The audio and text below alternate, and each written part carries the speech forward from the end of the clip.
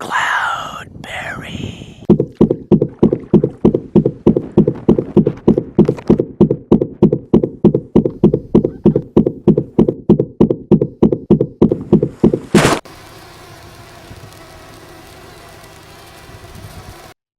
No, like this. Frank! Kevin, how's it going? Well, you look very comfortable in your isolation. Well, I was invited for a Whisky Fireside chat, so I'm prepared. Actually, this is how I'm spending my entire self-isolation. Me, my robe, and some whiskey. So That's a pretty good idea, actually. Yeah. Oh, cheers. mm-hmm. What are you drinking today? I've got a selection here, just so I never have to move from my seat. I've got, usually on my canoe trips, I bring a fine Canadian 40 Creek. That's very nice. Made in Ontario. But then also some exotics here, a little Japanese Nikka whiskey. Ooh. And then, of course, something from your homeland here. Just a little bit of Highland Park I Magnus. love Highland Park. So, Yeah, that's a very nice whiskey. Yeah, so they're I got this weird stuff. Barn Burner. Barn Burner. It's made in Ontario. And yeah. You need to mix it with Coke, that one, I think. No, okay, you don't. So it's a good one. Okay. No. Okay. Yeah. I didn't mean to disparage the Barn Burner. So yeah, no, it's an upper scale, yes, but yeah, no Coke, for heaven's sake. So, all right, I know who you are. Thousands of people know who you are. You're like a filmmaker. You're a writer. You were Canadian Geographic said you were one of the top 100 explorers of the universe. Ever, yeah. Yes, of course. Explorer magazine said you're the top 10 adventurer of Canada, right? Yeah, I mean, if someone calls me up and says they want to put me on a list, I said, I'm in. Put me on that list. So, always good to be on a list.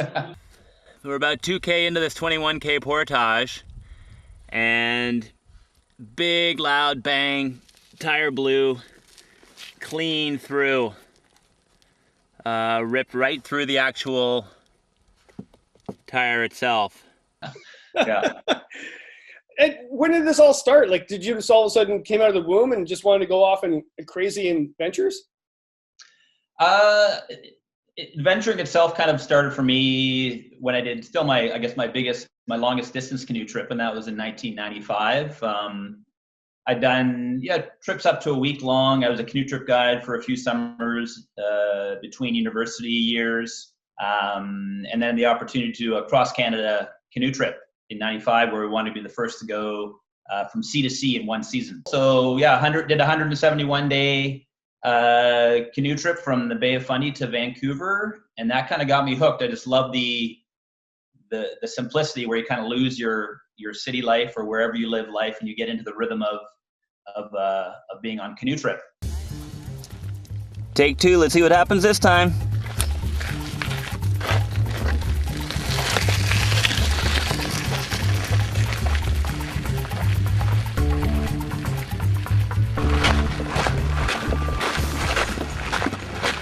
So here we are, almost a couple hours into it since the repair. It's still holding up, but it's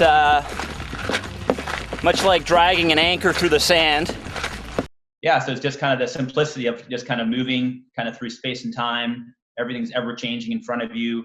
And it's just a very simple way of living and exploring. And then I just started looking for more ways to keep on doing that after that initial kind of big trip. And I just kept on looking for always something fresh and something new and something curious and interesting. Cheers.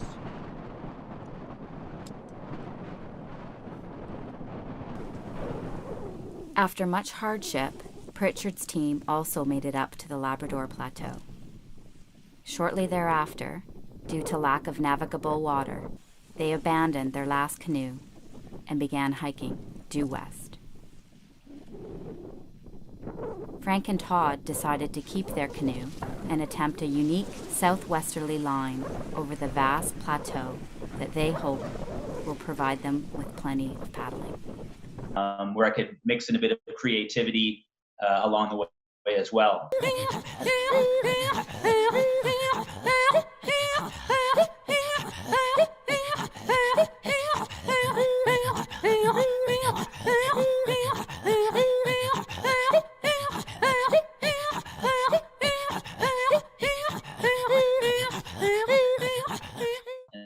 lot of it's been in Canada, but also in Europe and Asia and places like that. And a lot of it's been canoeing, but also some kayaking and some pack rafting, some cycling.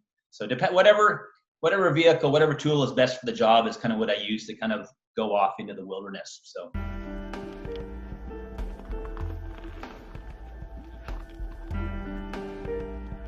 You kind of forget that you're traveling on like a meter thick slab of ice that has like a 10-mile-an-hour current underneath it, or that you're going over an open ocean that's 1,000 feet deep kind of thing. Frank, so for anybody out there that really doesn't know what you've done, just list some insane trips. You've done some insane, well, I don't say insane, some very long excursions. Yeah, I mean, for me, like the journeys, I do go at I guess, I'm kind of a bit of a lone wolf, I guess. I'm not really as connected with what other people are doing as much. I kind of do things in my own way. So, more recently, like in 2018, I left from Yellowknife and then went to the source of the Back River all the way up to Chantry Inlet, and we did that in 35 days, that whole trip, which is a good kind of clip. And yeah, so that was just kind of like an 1,800 kilometer canoe line there. 2016 went from La Ronge, Saskatchewan, and paddled up to Baker Lake, another 1,800 kilometer trip through northern Saskatchewan and Nunavut. And a lot of these trips are kind of not trips necessarily that I'm following. I'm kind of piecing together a lot of different routes into one long route. So I enjoy going upstream, and I enjoy the kind of the chess match of how to figure out a route, how to work your way, I guess, through the land, almost like people have been doing for thousands of years, right? You didn't just go and drop yourself in with a bush plane, 100 years ago to go do, say, the Thelon. You would actually, paddle from, whatever outpost maybe was 1,000 kilometers away, and then you get to the Thelon, and then you do the Thelon. But if you say all halfway through a trip, if all the camera gear got washed down the river, I'd keep on doing the trip. I wouldn't just stop because I couldn't film it or write about it or photograph it anymore. So definitely the first thing is the adventure, and then everything else will fall in behind that. So the trip is more important. Being in the wilderness is more important than actually getting the story.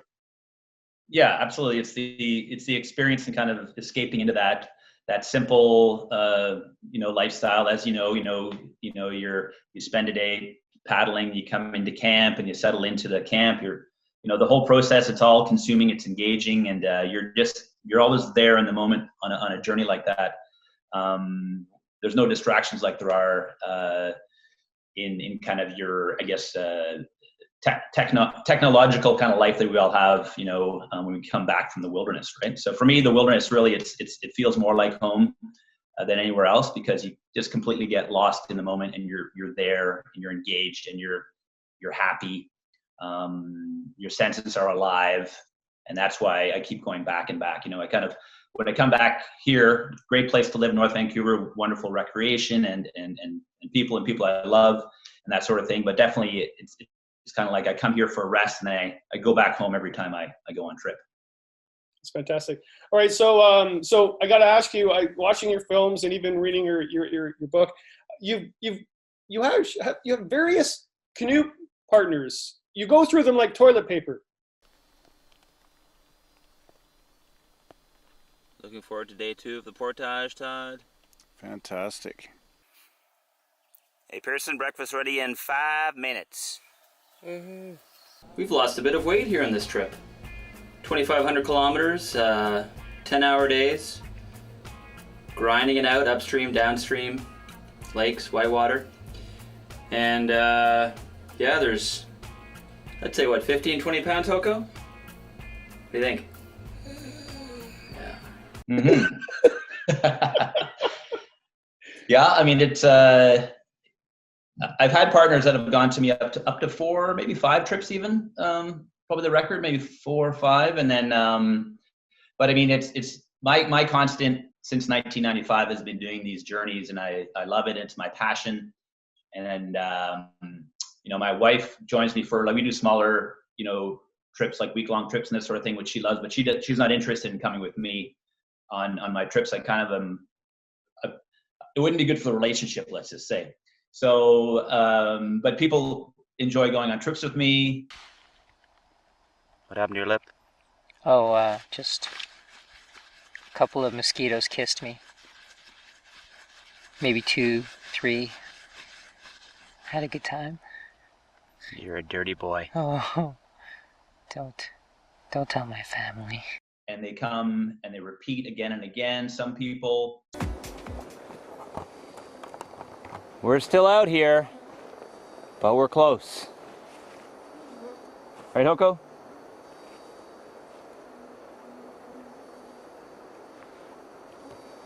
We're close. But also people's lives are perpetually changing. People get married, people have different jobs, their priorities change, they move away.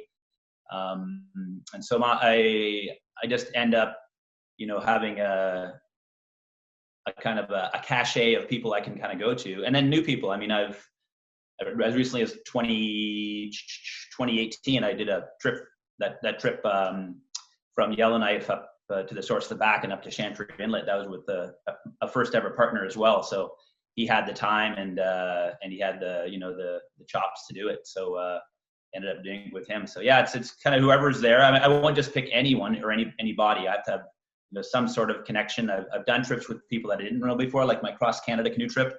You read my book, Lines on a Map. There's a story called The Bear, which describes some of the problems with going with someone you have no idea who they are, and how the things can kind of unravel. So I definitely have some sort of experience with people in the outdoors in general, but then bringing them on a trip is a whole nother thing. But I know if I can be if they can be comfortable in, say, I've taken a lot of, like, say, mountaineers, backcountry ski tours, people I meet out here in BC, and because of their comfort in the wilderness, you can transfer that comfort into a canoe trip as well. So that kind of mindset is kind of what I look for, and that kind of easy rapport and mutual enjoyment of being out there. What the hell is that thing, Coco? Beginning of the end.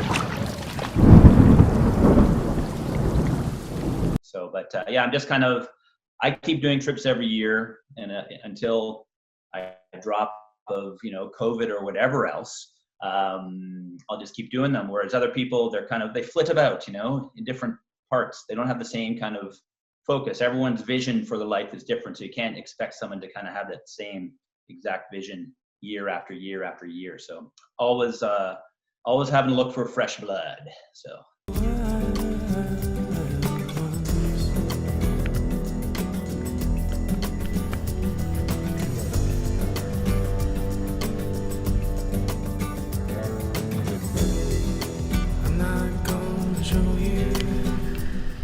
Smiling. I just thought it was because of that outfit you wear now and then on trip, the leopard outfit. Yes.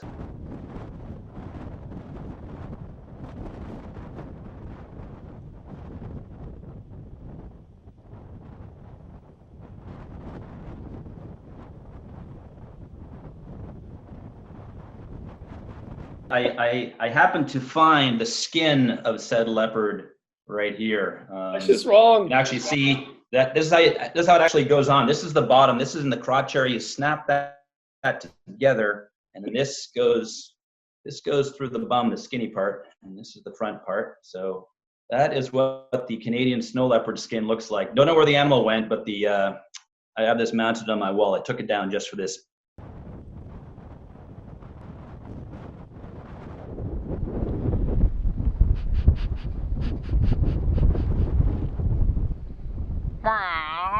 Well, would you say that it's your unique character that gets you through some of the tough times? I mean, you've gone through places where there's tons of bugs, long portages, bad weather, and yet you have this sense of humor about you. Do you think that makes a big difference out there?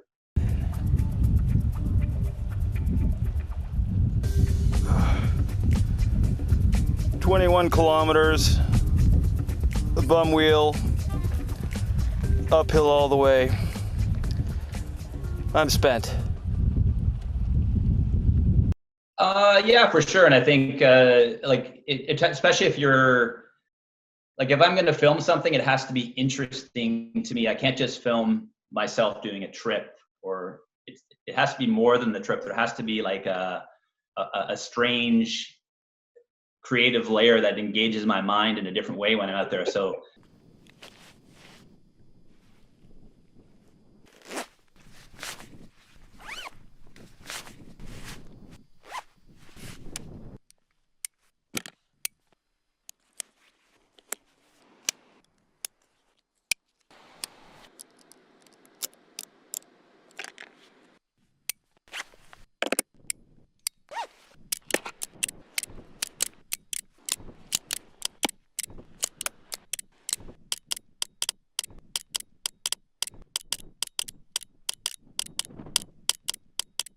Nunavik dance. With the snow leopard, I kind of imposed this I basically was filming all these large mammals. We went from Yellowknife, went to the source of the Thelon at Lynx Lake, and then went all the way actually to Rankin Inlet on the Hudson Bay coast. And in the course of that, we shot, of course, Arctic wolves, muskox, caribou, moose, all your standard kind of northern animals. And I kind of highlighted like a picture book. And then interspersed with that, I kind of created this hybrid between man and animal called the Canadian snow leopard, which I also shot in the exact same way I shot the animal. So that kind of kept my mind kind of entertained and working. And Taku and I, who we did the trip with, we had a very fun time concocting scenarios and filming them along the way. So there's a bunch of stuff that was left on the cutting room floor. Like the best ones were in the film. Yeah, so we got some great footage again of a snow leopard. Like something that's never been filmed before, and now to have seen it like a handful of times like this is just amazing. Mammalian is a film that I shot on that trip, and that just kind of is an extra layer. If it was just me shooting that trip about the trip, I wouldn't shoot it. I needed the snow leopard to be there to even make it interesting for myself.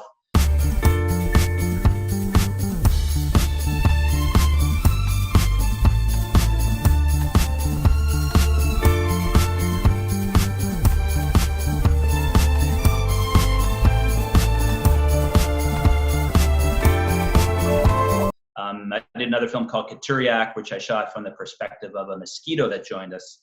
If I hadn't had a mosquito joining us in the canoe, I would not have shot that film, because it didn't have that. When you throw like almost like a fabricated character into the context of a real journey, the out there nature of it just creates magic and it just happens along the way. You just impress that character in the film. It's been great meeting my country cousins.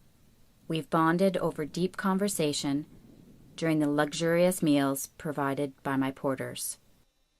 Sitting at the Frank and Todd buffet does, however, have its risks.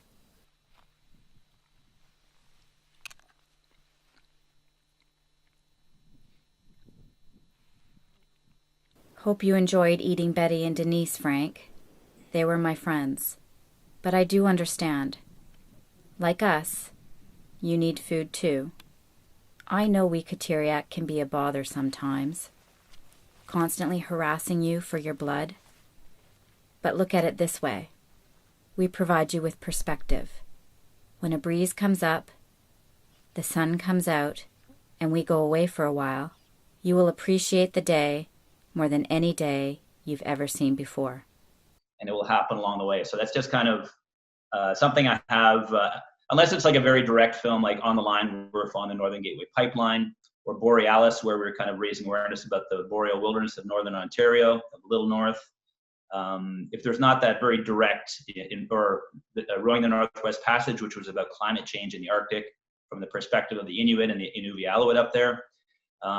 Apart from those kind of very direct, obvious themes that we have going in, the theme I kind of create my own to keep myself entertained along the way, and that's just the only way I can film it. So I'd get bored just filming myself otherwise, because I know about myself and this sort of thing. I have to have something interesting out there to kind of pluck out of the ether and create some magic in my own mind. It's a very esoteric niche type of filmmaking.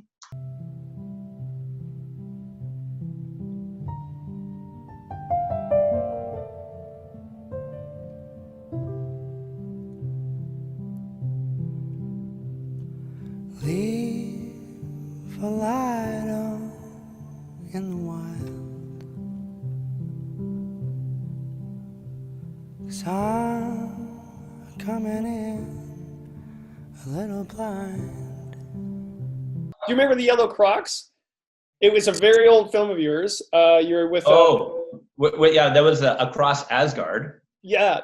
Which people actually put that on my YouTube channel for free for people to watch. But yes, that was Todd McPhee, he did a couple of trips with me. We circumnavigated Haida Gwaii, but that was going across Scandinavia, that journey, that canoe trip. And Todd is a very out there kind of esoteric, artistic kind of person. He's done a bunch of the covers for my films. He did the line drawings, but at one point he lost his Yellow Crocs down the river, and eventually they showed up in an eddy magically downstream, and he He said, "My yellow Crocs." It was dramatic and daring, but we rescued the water clogs. It was dangerous and daring, but they're back, kind of thing. So, and yeah, having people like Todd, like partners like Todd, who are, you know, as creative or more creative than I am, to kind of mix into the fold as kind of a wild card, makes it interesting as well. So you're looking for people who kind of have this kind of a bit of out there sensibilities, which Taku had as well. So Taku, who I did the Borealis film, the Mammalian film with. Taku Hokoyama. Hello. What day is it today? What day is it today? Today is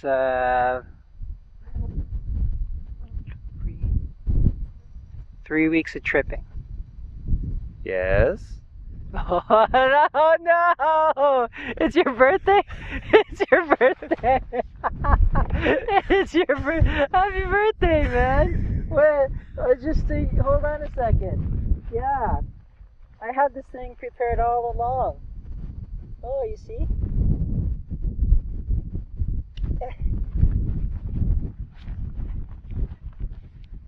A bouquet of Labrador. I had that. Thanks. For you. I had no idea. I thought you'd forgot again, just like our last trip. No, that's not possible. I can't forget anymore. But he kind of introduced me to haiku and kind of, he has his own quirky approach that none of my films would work without a partner like that with you, right? They're creating as much as you are just by being who they are. Yeah. Yeah. No, that's fantastic. Yeah, really good characters you have on the trip. Amazing stories. And you really do capture the audience. And I do remember, it was years ago, I remember being at a film festival and watching that film, and it was yellow Crocs that people were like, that became the stitch, the story, they put the story together. There you go. I didn't know that. Yeah. It's like, yeah, it's true. You don't know, like, these films go off to, and I do make films for like for the Vancouver International Film Fest, which is like it's not even a paddling or outdoor film fest. It's the main film festival here in Vancouver. And I had a few of my films premiere there, but, you know, sold out both opening showings, 400 people in the audience, and they add a couple more shows. And I'd sit at the back and just kind of watch the premiere. And with, like, for example, with the snow leopard in Mammalian, there's a credit scene at the end where basically my whole vision in my mind was to be in the back of the theater and then have people get up and start leaving as the initial credits had rolled by, and then this wide pan of the Arctic opens up, and then the snow leopard crawls across the tundra. I remember in the back of the theater on the premiere of that film, people were getting up to leave, this woman with her 5-year-old child getting up to leave the theater, and then the snow leopard crawls across the screen, and then just before they exit the theater, the child sees the screen and says, "Mommy, the snow leopard, the snow leopard." So that was a highlight. That was worth the whole snow leopard. 50 days of filming that thing and bringing along this. It was worth it just for that moment. So that's why I do it. Yeah. Oh man! And then you become an author. You become an author. That's right. I'm trying to follow in your footsteps, Kevin. Oh, there you are. Thank you. I should have my book here too. Yeah. That's it. Lines on a Map. So yeah, that book, it kind of had written itself because, I'd written since 1999. I had a bunch of features published in various magazines, some now defunct, some still going. So I had this collection of all my stories, basically magazine, length 3,000 to 5,000 word stories on my various journeys. And so for that book, I basically had 16 previously published stories in there. Then I wrote 8 other ones that I'd filmed but never actually written stories about. So 24 stories, and each story is basically one of my lines on a map, kind of my map of the world with all my journeys is my table of contents. That was the whole idea. And then there's 12 stories of canoe expeditions in there, and then the other 12 are your cycling, pack rafting, hiking, kayaking, and those kind of journeys. So I just had done a lot of writing but never put out a book, and decided to kind of get it out there, to kind of maybe reintroduce people to some of my journeys and my works from over the years. Because as you know, with a magazine, it kind of comes and goes into the ether, especially if it's not published online or people aren't looking for it. And so with a book, you kind of have like a compilation of what you've done so far in your adventure and work. That kind of, I guess, reintroduces people to it, and hopefully they get entertained and perhaps educated or horrified along the way. That's true. Well, I find too, it is interesting now where I find that arts, intrinsic people or whatever, books, films, that's what's holding us together right now. And I find it really intriguing that, back in the day, you probably had a good struggle trying to make, well, you probably still have a struggle trying to become a Canadian writer and filmmaker. Oh yeah, I mean, as you know, this is what we do. It's a lifestyle, not a living. No one's making any money off this. Well, maybe you are, but yeah, it's like you said, we're basically just following, our passion, and it, except for a very small percentage of writers, they're not making a lot of money. You're kind of getting behind. You enjoy the process, and it engages you, and it's a good way to kind of almost reflect on your work and your journey. So yeah, it's just something that it's something that'll always be a struggle, but so are expeditions and adventures. And if anything ever gets too easy, then maybe it won't be as you won't value it the same way. Good point. You kind of struggle through it. So. But, and also, you're in isolation right now, and I'm guessing that was your wife that just came through, and she's now realized that you're in your bathrobe, you've got whiskey, and you're talking to some stranger on the internet, and she's giving you the look, isn't she? She is. She's saying like this right now, like this. And that your little bikini leopard thing is on the ground, and she's probably put her hand over her eyes or done the eye roll. Well, I just put this robe on now. We usually just walk around the apartment naked, so. That's what you do during a pandemic, right? So yes. I mean, this is as much as I'll wear during this period of isolation. Hello there. After almost 700 kilometers of grinding to get to this point, this is the very beginning of the Thelon River, which flows through the heart of the largest wilderness area in North America. Yip yip. 1, 2, 3. Hey. So, gotta stay clean and safe. Yes. Exactly. So Frank, what was the any piece of work, but I'm thinking of films. I can ask you what your best film was, like what people love, but I think people already have their views on that. But what was the one that actually you just really loved doing? That was the number one piece of work. In terms, I guess, my first, I guess, independent film ever, one that I did, because I had shot a few films like the with the yellow Crocs. Actually, I shot that one, but it was like edited and produced and kind of butchered a little bit from a narration perspective by a production company that did that. So my first ever one that I just said, I'm going to shoot, produce, edit, do everything, and just push my vision forward was Borealis. Okay, so we're here at the crossroads of Portage and Main in downtown Winnipeg, and just a couple blocks from the Red River and the beginning of our 3,000 kilometer expedition into the big wild boreal forest.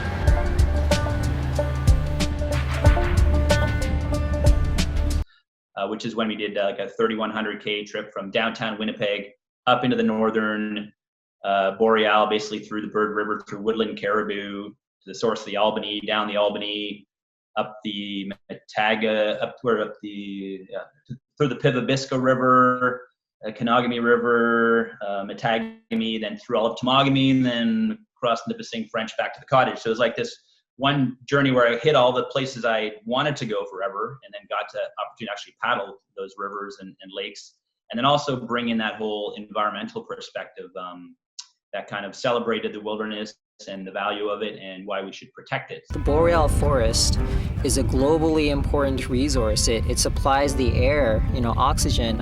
It keeps carbon levels in check, and if you take away enough of that, that buffer system just disappears, and the world's gonna spiral into a horrible, horrible mess. And it did very well. Like, it got picked up by the CBC documentary channel. I had this kind of almost like irrational confidence that it would do really well, and it did really well. And so probably set myself up. This is probably the most successful film I've had. Oh, really? I guess on the line is probably more successful as far as getting out there, and it got, I guess, picked up twice by CBC. But Borealis, in terms of like the broadcast license and the way it was and the way it got out there, was probably more successful than any other film. And that's the first one I did, so that one's very special to me. But then as I kind of honed my craft since then, in terms of my personal favorite film, I think is Catty React, because it was. I got some amazing musicians to contribute some of their work to it, like Patrick Watson, Half Moon Run, these various different amazing kind of bands kind of came together behind it. And then the whole creative aspect with having the Mosquito in the canoe with us and doing it from that kind of angle. And my shot selection had kind of expanded, and better whitewater sequences. Yeah, just kind of a full package of creativity and visual, and also really good cultural interaction randomly along the way. Merci aux chasseurs. Le projet va se réaliser. Le projet au cas,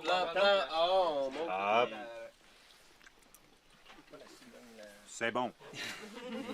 First caribou, Todd? It is. Very first time having caribou, and it's delicious.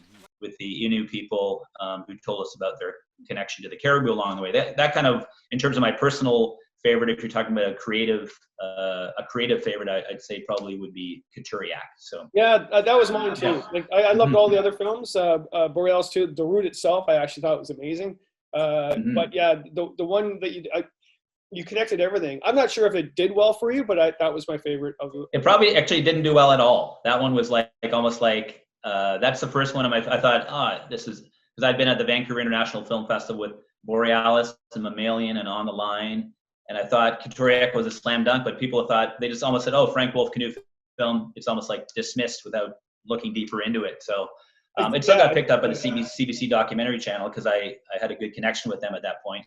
But in terms of it getting out there into film festivals and that kind of world, it didn't really get recognized the same way, which is fine. I mean, I just personally enjoyed the whole process and what it is in the end. So people can watch all these for free on my YouTube channel as well. So I put pretty much everything out for free now, because my last film was probably 3 years ago now, and I'm not sure if I'll do another film again, just because I felt I'm almost repeating myself as a filmmaker, kind of repeating my tricks. And if I feel I'm out there and repeating myself, there's no point in doing it. So oh, really? Yeah. So I'm really happy doing the writing and photography in that kind of simple way to kind of explore the outdoors and the wilderness. So it would have to be a special project. Kind of like, I was not going to probably do any more until I did that Wild Ones film with my musician friend Pearson, which was something different. So if it's something different, that's going to be obviously different than just a canoe trip. It was like a canoe tour, taking a musician, the canoe is the van, and going, to cottages and rafting camps and bars and that sort of thing. That's kind of interesting creatively. So it would have to be something special like that. So here we are at the cottage. This is my family's cottage. This is Pearson Ross, musician. Frank Wolf, roadie / tour manager. And this is the start, 900 kilometers, the Wild Ones canoe tour. But if it's just my standard year-to-year trip, I'm not sure if I'll film again. So, but I'll never say never. Yeah. Well, going back to that one, that was a really unique idea. You basically took a musician on tour.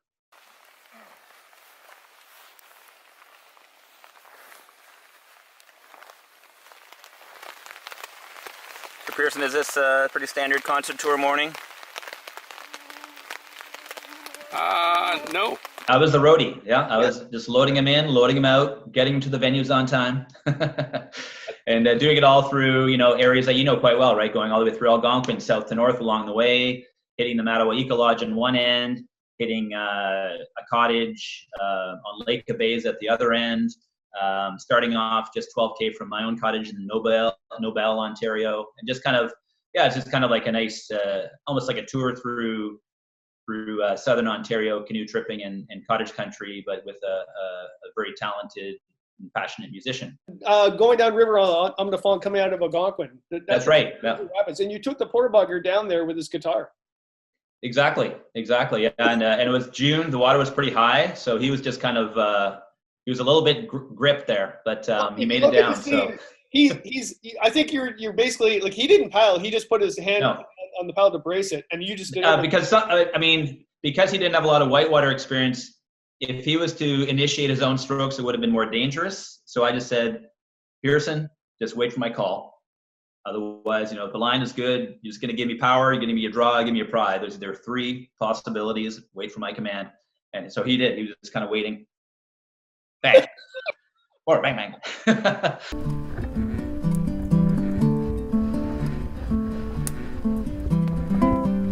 One film when you're going down the Albany Rapids, and those are some major rapids you went down. I've gone down that, and to see the group dynamics happening in the canoe, and to get it on film too.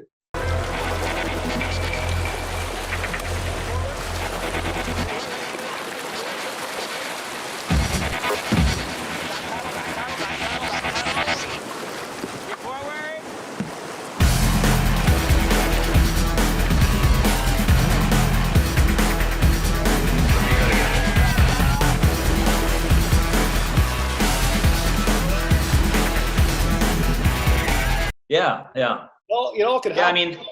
And a lot of my trips, like I literally on that trip, I never even look at guidebooks or trip reports for most of my things. I just like to see it with my own eyes first. So all these rapids, I didn't have beta on the Albany, but you can you really start to know a river once you paddle it, or you've done a lot of rivers. You can kind of really read the river and read how it works for you, because it's really hard to follow a trip report like a Bible, because there's different water levels, there's different levels of paddler experience and comfort, and you can't take anyone else's data and apply it to yourself. You really have to look at the river from your own perspective. So a lot of that stuff on the Albany and any other kind of big northern whitewater river, I don't even know what the portage is. I just kind of will look for the sensible thing. Where the indigenous people have gone, where the voyageurs have gone, what's the path of least resistance, and you're always looking for that, because rivers are so changeable. It's really hard to kind of have a static report on any river, right? So I like to see it, and I do scout everything. I make sure it's safe, and I just kind of can see something with my mind's eye, and then kind of execute in that way. So and Taku, again, he hadn't done any. That was his first canoe trip, a 75-day canoe trip, right? He basically trained by paddling a dock in downtown Vancouver on Trout Lake. That was his physical training. But I took him a few times on some of the local whitewater runs here in North Vancouver, just to get him a little bit in tune with the canoe. But besides that, he hadn't done any canoeing before we went off on that journey. We were lined up really well, but occasionally, oh, there's a boulder headed for us, and all I hear is hard, hard, hard, hard, hard, and I don't know, am I supposed to draw hard? Am I supposed to go forward hard? Forward hard, hard, hard, hard, hard, forward! No, bump, goong, whoa! Did I do the right thing? Yeah, well, that was a fantastic journey too, as well. A really good character to be with.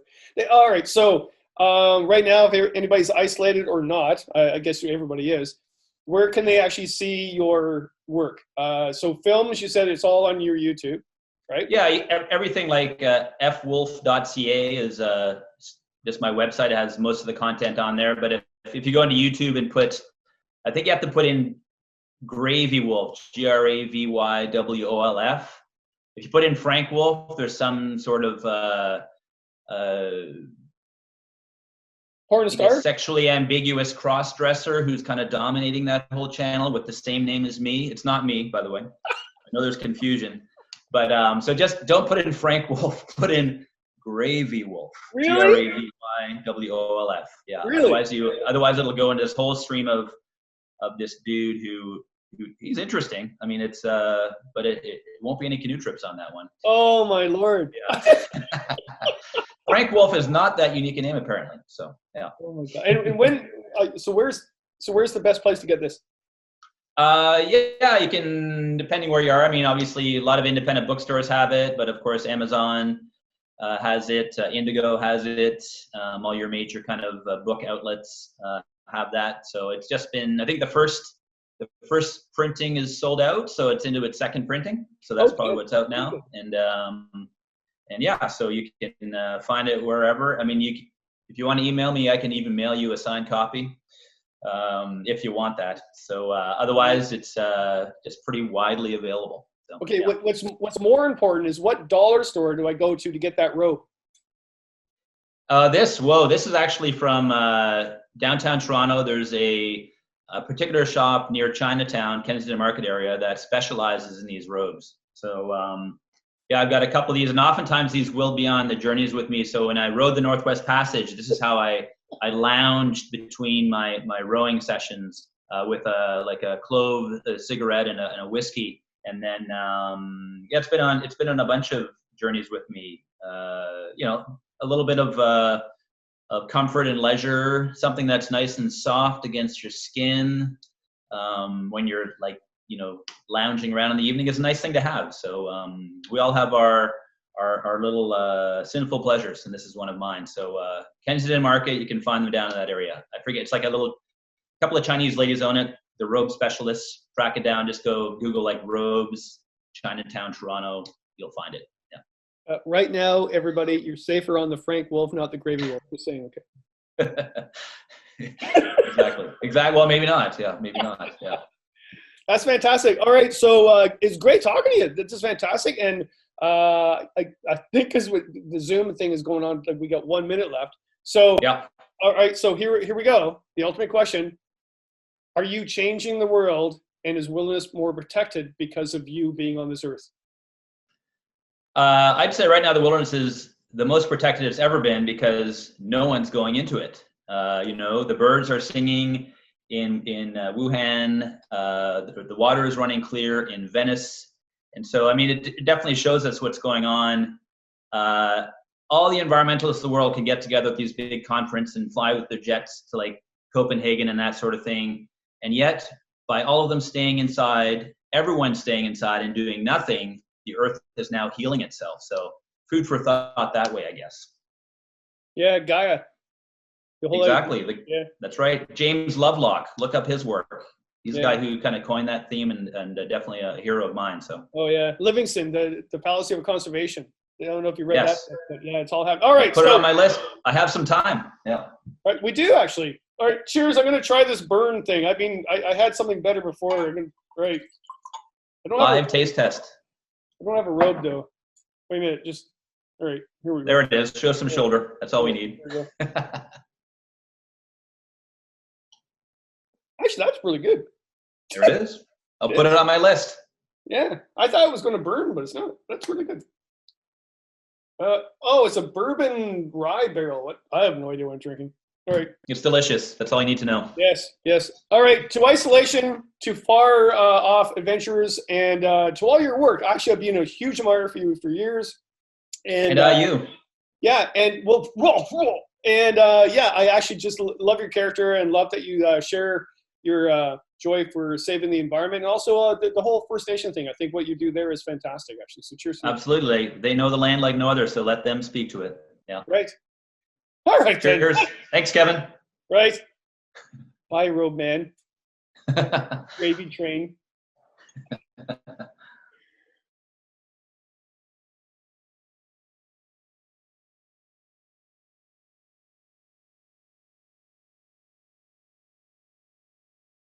See myself as the alpha wolf.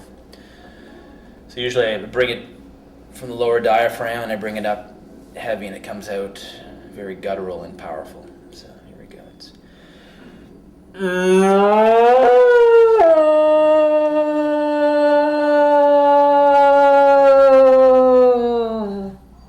usually when I bring that out, it pretty much puts a bit of fear into the competition right away. I can see them running, visualize them running with their tails between their legs.